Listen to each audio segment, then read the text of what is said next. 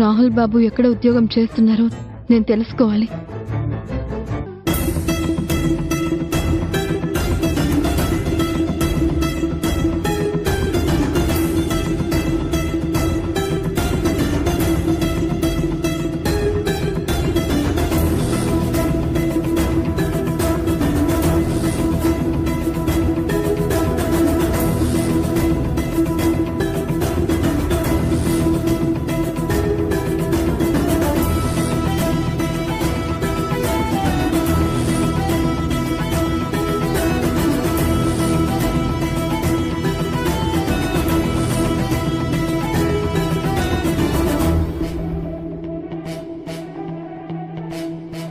నేను రాహుల్ బాబుని ఫాలో అవుతున్నాను అని ఆయనకి తెలిస్తే మళ్ళీ ఒక పెద్ద ప్రళయమే మొదలవుతుంది.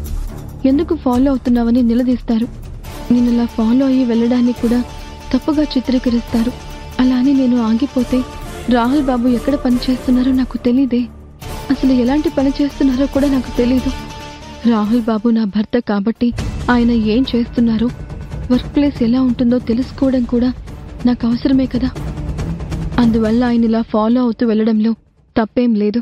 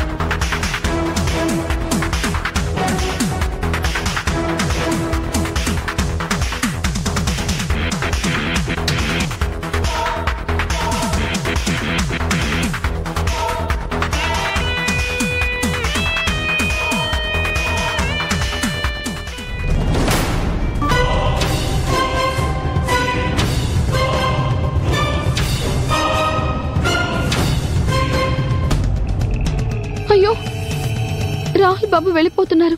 ఇప్పుడెలా? Lift please. కొంచెం ముందు వరకు లిఫ్ట్ ఇస్తారా? సరే మేడం, ఎక్కండి.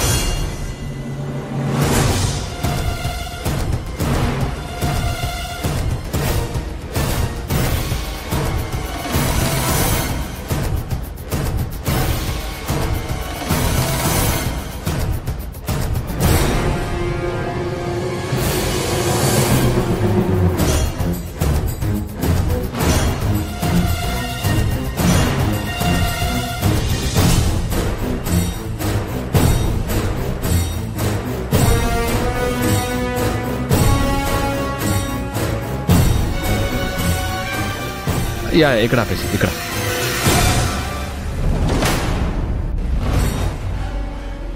ఆపండి ఆపండి, ఇక్కడే ఆపండి. ఆపండి. థ్యాంక్స్ అండి. సార్, మీరు పెట్టిన లొకేషన్ ఇంకా ముందుంది కదండి, ఇక్కడే ఆపేశారేంటి?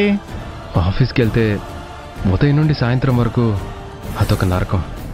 కాసేపు ప్రశాంతత కోసం ఇక్కడి నుండి నడుచుకుంటూ వెళ్తాను. మీరు వెళ్ళండి. Okay sir. తీసుకోండి. Thank you sir.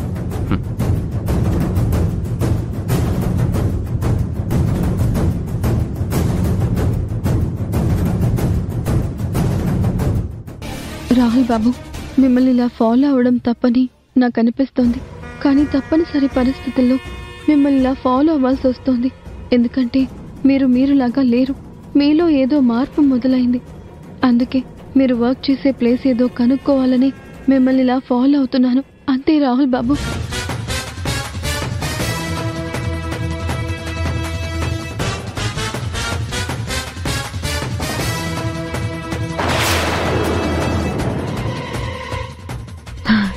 బావా,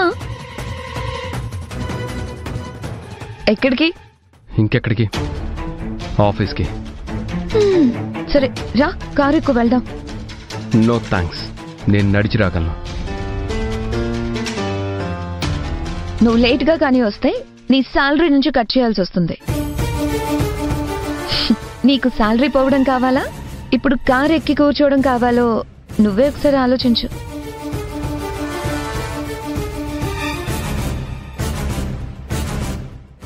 సరే.